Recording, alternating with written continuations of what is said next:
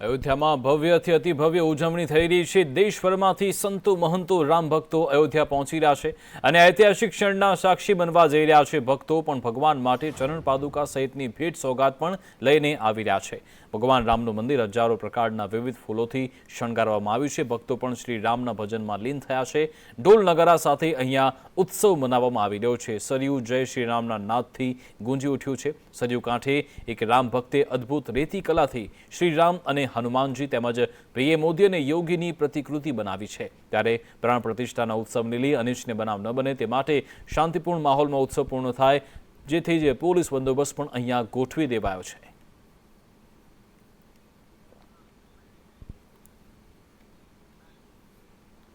આવતીકાલે અયોધ્યામાં પ્રાણ પ્રતિષ્ઠા મહોત્સવ ઉજવવાનો છે અને તેમાં 121 જેટલા પૂજારીઓ આ પ્રાણ પ્રતિષ્ઠા મહોત્સવમાં મંત્રોચ્ચાર કરવાના છે। નાસિક કાલેરામ મંદિરના જે મહંત છે તેમની સાથે સંદેશ ન્યૂઝે ખાસ વાતચીત કરી હતી। મહામંડલેશ્વર મહંત સુધીરદાસ મહારાજ આવતીકાલની પૂજામાં ભાગ લેવાના છે અને પીએમ મોદીએ કાલેરામ મંદિરમાં અનુષ્ઠાનનો સંકલ્પ લીધો હતો। વ્રત જપ નિયમનું પીએમ મોદી હાલ પાલન કરી રહ્યા છે તેવું સુધીરદાસ મહારાજે જણાવ્યું। જ્યાં જ્યાં રામના ચરણ પડ્યા ત્યાં દર્શન કરી રહ્યા છે પીએમ મોદી। છેલ્લા 5 દિવસથી અયોધ્યામાં અનુષ્ઠાન ચાલી રહ્યા છે। પીએમ મોદીના હસ્તે પ્રાણ પ્રતિષ્ઠા કરવામાં આવશે તેવું સુધીરદાસ મહારાજે કહ્યું।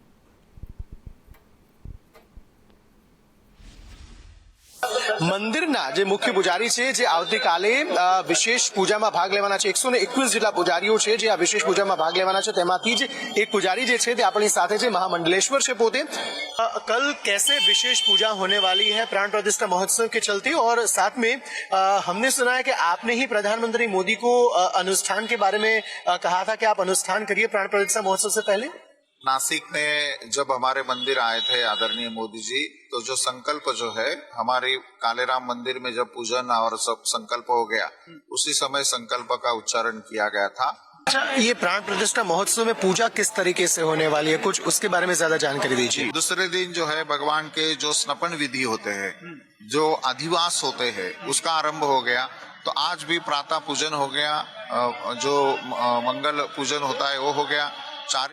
વડોદરામાં પણ એક રેલીનું આયોજન થયું હતું। ભીડભંજન હનુમાન મંદિરથી રેલી શરૂ થઈ હતી। રામ મંદિર પ્રાણ પ્રતિષ્ઠાને લઈ આ રેલીનું આયોજન થયું। હરણી દુર્ઘટનામાં મૃતકોને શ્રદ્ધાંજલિ આપ્યા બાદ રેલીની શરૂઆત થઈ હતી। ધામધૂમથી રેલીને બદલે શાંતિપૂર્ણ માહોલમાં આ રેલી નીકળી હતી। ભગવાન રામ, લક્ષ્મણ અને સીતા માતાના મુકુટ સાથે આ રેલી યોજાઈ હતી।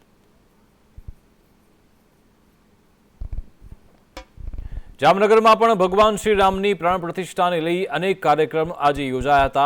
દરેક મંદિરોમાં પૂજા અર્ચનાથી વિવિધ શૃંગાર દર્શન થયા। દીપમાલા પ્રસાદી સહિતના કાર્યક્રમ પણ આજે દિવસભર થયા। તો આવતીકાલે અહીંયા આવેલા પ્રખ્યાત કાશી વિશ્વનાથ મહાદેવ મંદિરમાં પણ દિવસભર પૂજા અર્ચના અને વિવિધ કાર્યક્રમનું આયોજન થયું છે। ભગવાનને ધ્વજારોહણ, દીપમાલા, આરતી, એલઈડી સ્ક્રીન પર પ્રાણ પ્રતિષ્ઠાના લાઈવ કવરેજ સહિતની વ્યવસ્થા કરવામાં આવી છે।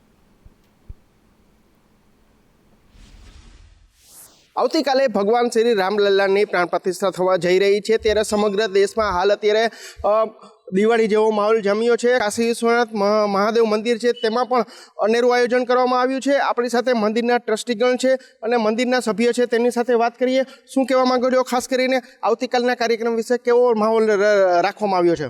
આમ રામને જોવા જઈએ તો રામ તમારી અંદર પણ છે અને રામ મારી અંદર પણ છે। તો આ રામમય વાતાવરણ થઈ રહ્યું છે, ત્યારે અમારું કાશી વિશ્વનાથ મંદિર ટ્રસ્ટ પણ આમાંથી અલગ કઈ રીતે રહી શકે, તો એના અનુસંધાને પણ મંદિર છેલ્લા 130 વર્ષ થયા સતત કાર્યક્રમો કરી રહ્યું છે। અમદાવાદમાં પણ શોભાયાત્રા નીકળી હતી। વિરાટનગરમાં શોભાયાત્રાનું આયોજન થયું। લંગડિયા હનુમાન મંદિરથી આ શોભાયાત્રા નીકળી હતી। હજારોની સંખ્યામાં અહીંયા ભક્તો અને સંતો જોડાયા હતા। કળશ યાત્રા સાથે ભવ્ય રામ શોભાયાત્રાનું આયોજન થયું। મહિલાઓ, બાળકો, વૃદ્ધો સૌ કોઈ અહીંયા રામ ભક્તિના રંગમાં રંગાયેલા જોવા મળ્યા।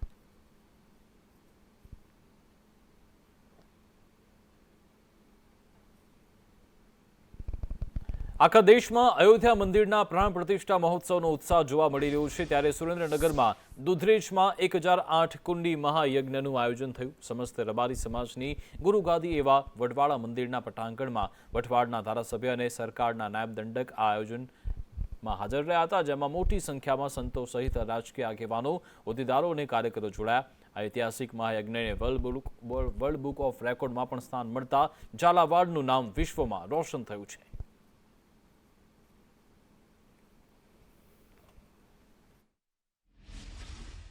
કે મારા વઢવાણ વિધાનસભાના 45માંથી 37 ગામમાં ગામ ધુમાડા બંધ આવતીકાલે 22મી જાન્યુઆરીએ થવાનું છે. બાકીના જે 8 ગામ છે ત્યાં પણ ઘરે ઘરે પ્રસાદી પહોંચવાની છે. એટલે 100% ગામમાં મહાપ્રસાદ સ્વરૂપે એક વ્યક્તિ એનો સ્વીકાર કરવાના છે. અને આજે મને કહેતા આનંદ થાય કે અમારી ભારતીય જનતા પાર્ટીની સમગ્ર ટીમ દ્વારા, કાર્યકર્તાઓ દ્વારા આજે આ દુધરેજ વડવાળા ધામનું જે સમાધિ સ્થાન છે એ ખાતે ભવ્ય રીતે યજ્ઞ સંપન્ન થયો છે.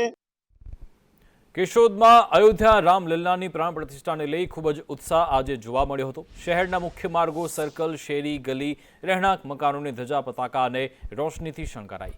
જેમાં શહેરના વિશ્વ હિન્દુ પરિષદ, બજરંગ દળ, ગૌરક્ષા દળ, દુર્ગા વાહિની સહિતના ધાર્મિક, સામાજિક, વેપારી સંગઠન દ્વારા મહાઆરતી, કીર્તન મંડળી જેવા કાર્યક્રમ યોજવા આતુર છે, જેને લઈ તડામાર તૈયારી જોવા મળી. કેશોદમાં પણ તમામ જગ્યાએ ઘણું બધું સુશોભિત કરવામાં આવ્યું છે અને અમો પટેલ મિલ વિસ્તારના તમામ વેપારીઓ દ્વારા અમારા વિસ્તારની અંદર સુશોભિત કરવામાં આવ્યું છે અને અયોધ્યા જેવો માહોલ અમે ઊભો કર્યો છે.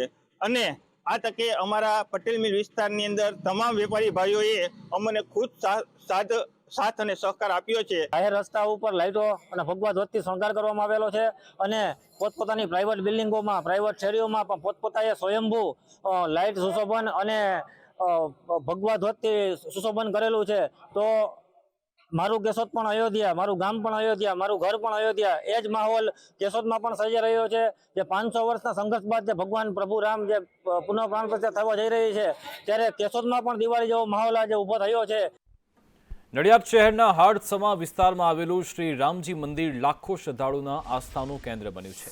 22 જાન્યુઆરીના રોજ પ્રભુ શ્રી રામની મૂર્તિ પ્રાણ પ્રતિષ્ઠાના પ્રસંગે શ્રી રામજી મંદિર નડિયાદ ખાતે દિવાળી જેવો માહોલ જોવા મળશે. 22 જાન્યુઆરીએ રોજ સવારે 7 વાગ્યાથી બપોરે 12 વાગ્યા સુધી અખંડ રામધૂન પણ કરાઈ છે. ત્યારબાદ બપોરે 4 વાગે સુંદરકાંડનો પાઠ કરાશે. આ રામજી મંદિર 52 વર્ષ બહુ જૂનું છે અને આ મંદિરની સ્થાપના પહેલાં તો ભજન મંડળ બહેનોએ કરી હતી. એમને પછી ગુરુ મથુરાદાસજી મહારાજશ્રીને અર્પણ કરી દીધું હતું. પછી અમારા ગુરુદેવ આવ્યા, પછી હું આવ્યો ત્રીજા પીઢી ઉપર. 22 તારીખે ત્યાં અયોધ્યામાં થવાનું છે. એવી રીતે આપણા નડિયાદ રામજી મંદિરમાં એવા જ સવારથી 7 વાગ્યાથી લઈને 12 વાગ્યા સુધી રામધૂન રાખવામાં આવી છે. જેથી પછી બપોરે 4 વાગે સુંદરકાંડનો પાઠ રાખવામાં આવ્યો છે. રામલલ્લાની પ્રાણ પ્રતિષ્ઠાના ઉત્સવની ઉજવણી આખા દેશમાં થઈ રહી છે. તેવામાં અમદાવાદની વાત કરીએ તો આજે ફૂલ બજારમાં લોકોની ભારે ભીડ જોવા મળી. રામલલ્લાને આવકારવા લોકો ફૂલોની સજાવટમાં લાગ્યા છે. રામલલ્લાને આવકારવા લોકો ફૂલોથી પોતાના આંગણ સજાવી રહ્યા છે. ફૂલની માંગ વધતા ફૂલના ભાવમાં પણ વધારો થયો છે.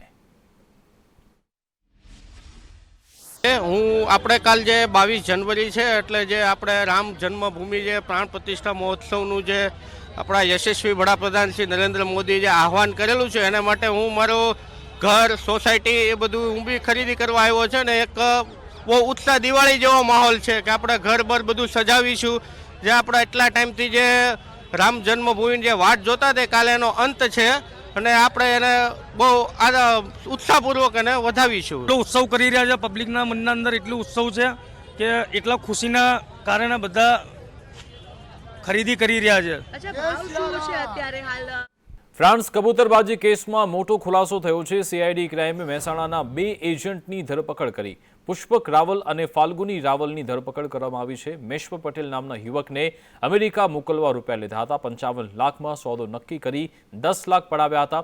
મેશ્વ પટેલને 3 મહિના પહેલા દુબઈ મોકલી ત્યાં રોક્યો. દુબઈથી અમેરિકા ન મોકલી તેની સાથે છેતરપિંડી કરી હતી. મેશ્વ ફ્રાન્સથી વિમાન પકડાયા બાદ પરત આવ્યો હતો.